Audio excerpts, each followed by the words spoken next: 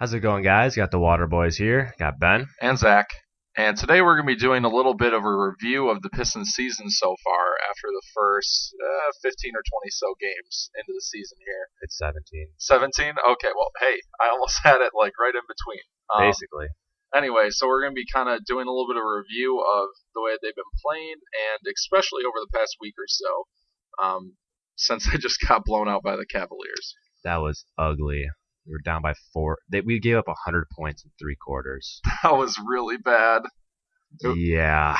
Bench squad for the win in the fourth quarter, though. Only because they were going against the Cavaliers bench, who has Seti Osman, and then legit some dude I've never heard of. Who the heck is Seti Osman? Exactly. And then there's another dude who I'm pretty sure played his first NBA game last night. Yikes. That's bad. So take that fourth quarter with a grain of salt. Anyways, though, yeah, last week was a little tough. We're starting a pretty tough road stretch right now. Definitely. Where we had losses at Milwaukee and at Indiana, and then Cleveland just beat us in our house last night. But it's going to get a lot harder during this road stretch. We go to Oklahoma City, Boston, Washington, Philadelphia, San Antonio, Milwaukee, and then we end with Golden State at home.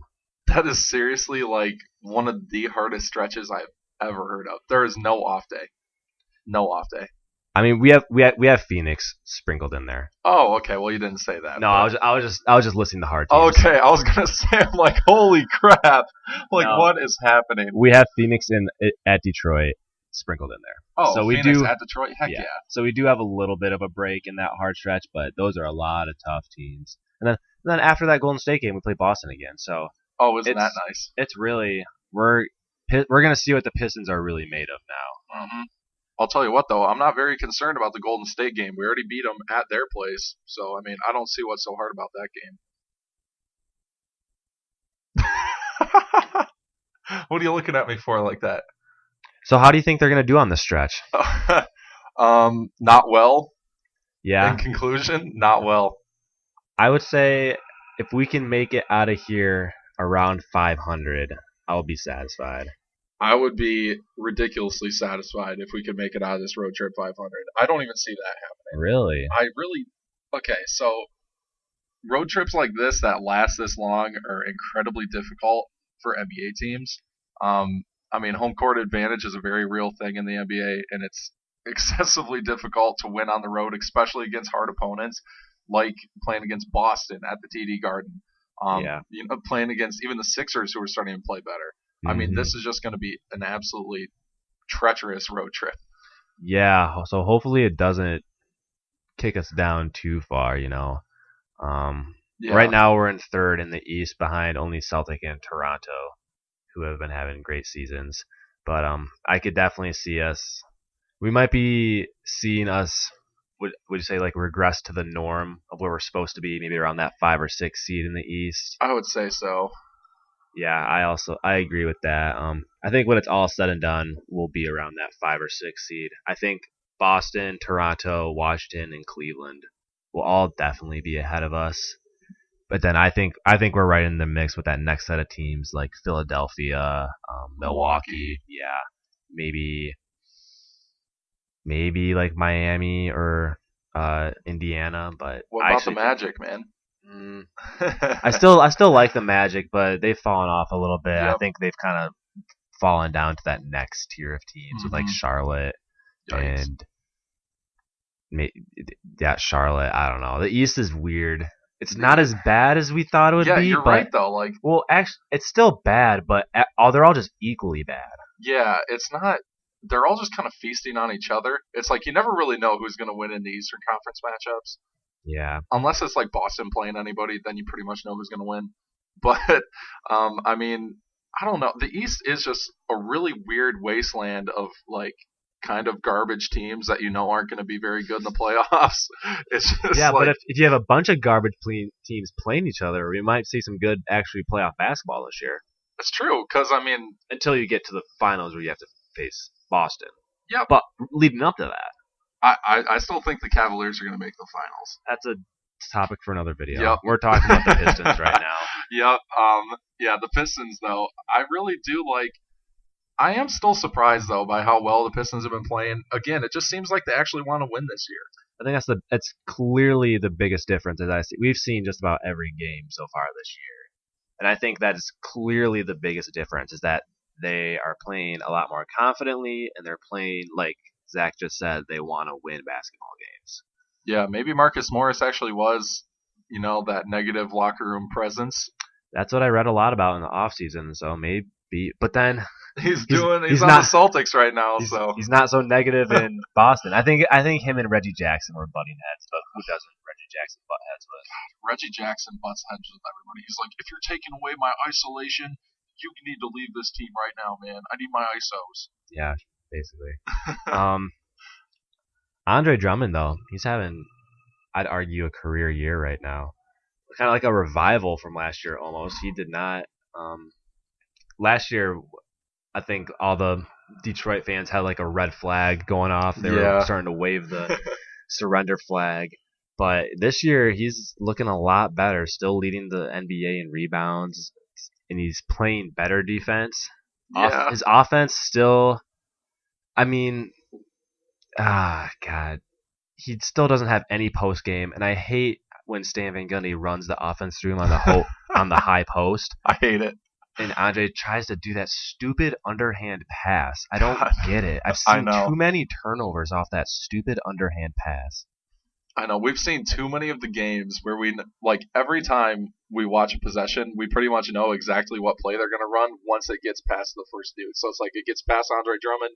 It's going to be that stupid handoff to Avery Bradley for either a super contested mid-range jumper or some sort of maybe good look at the rim. But yeah, I mean, Andre has been playing pretty well. I mean, that rebounding is just insane. He's had 12 straight rebounds to start the year. For every game, he's had 12 rebounds. Yeah, that was really bad wording. 12 straight rebounds. Wow, I'm an idiot. 17 straight games with 12 rebounds. Yes, absolutely. There we go. And at one point, he was tied with like Moses Malone for the most to start a season. He might even have the record now, but who knows?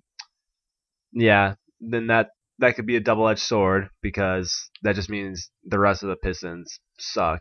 Yeah, we talked about that already. We probably shouldn't go into that again, but yeah, the Pistons, not a good rebounding team. So take that number with a grain of salt, but don't get me wrong, he's still the most skilled rebounder in the league, at least in my opinion. Yeah.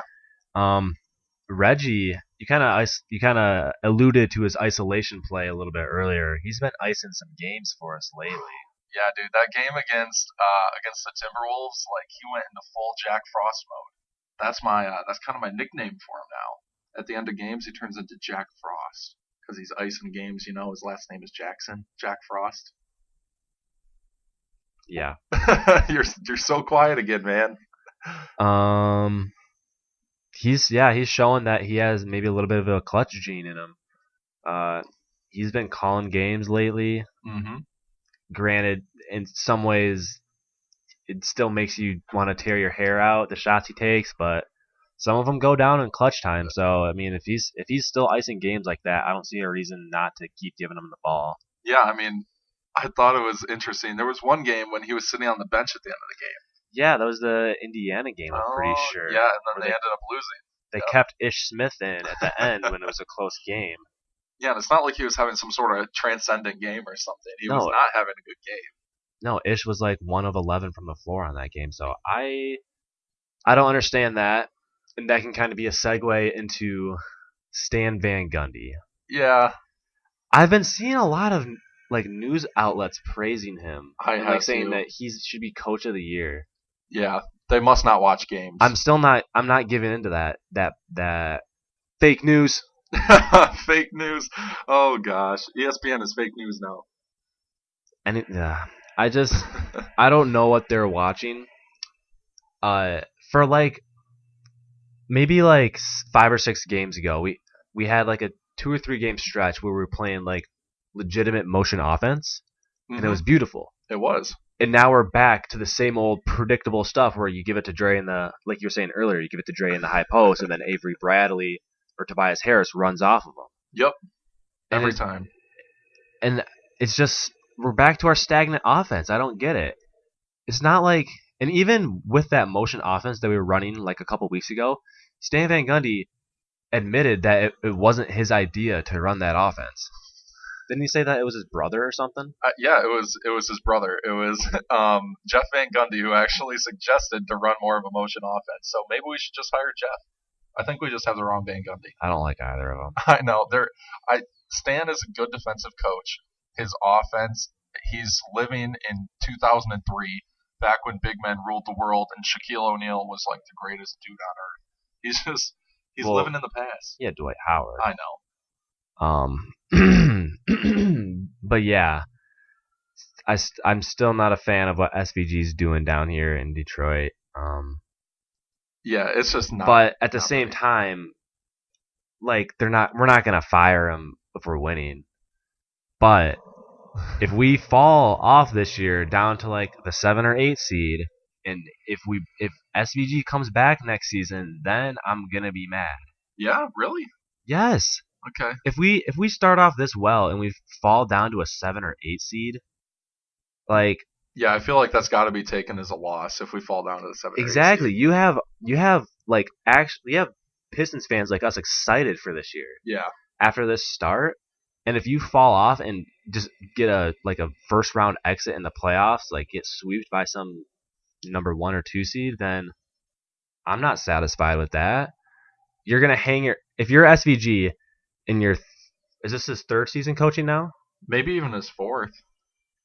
It's only his 3rd because he had the 8th seed his first year, and then he missed the playoffs this year. Yep, so if you're SVG, and after your 3rd season of coaching, the thing that you can hang your hat on is 2 low seed appearances in the playoffs and first round exits, nah. That's not good enough. I'm sorry. Yeah, I'm not going to be happy with that if that happens. Because after that 10-3 start to the year, we're thinking, okay, we want to win a playoff series, maybe even 2. Like, who knows? Exactly. You know, we want to, like, the goal is the conference finals. Like, that is the goal. Not the NBA finals. But no, and I would even be satisfied with a playoff series win. Yeah.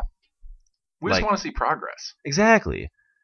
I would be in the East right now, and I think like right now is like the time because the way the East is structured, where you have Philadelphia is still too young, and the rest of the teams are just kind of, Yeah, there's nothing to write home about. Except for even Boston, Toronto, and Washington, and Cleveland though. Okay, so those 4 teams are kind of good, but they're not like crazy so much better than us. Yeah, but I think we just want to see some improvement from our hometown Pistons. That's all we want to see. We just want something to wet our tongue a little bit, you know? We just want a little appetizer for what the next couple of years could be like. Yeah. I know you're not a big believer in the next couple of years or anything. I know I'm not because I don't see the young talent that would carry us into years future. I think this team's window, like this team right now, could peak in like 2 years maybe, but after that, it's gonna be kind of blah. Unless we can restock with young talent. Yeah, I don't see how that would happen. Yeah, I don't know. Or if we can lure some free agents, but some free agents, get it? Lure, because Lure was a free agent. Speaking of John Lure, if you have seen this man, can you please report him to the Pistons? I haven't seen him in like a month.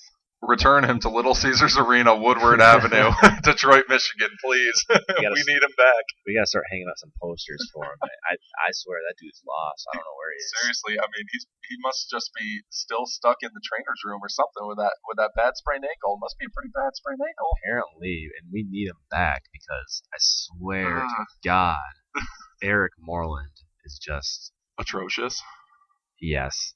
In every sense of the word, he should not even be on an NBA roster. He shouldn't be. In my opinion. No, he really shouldn't.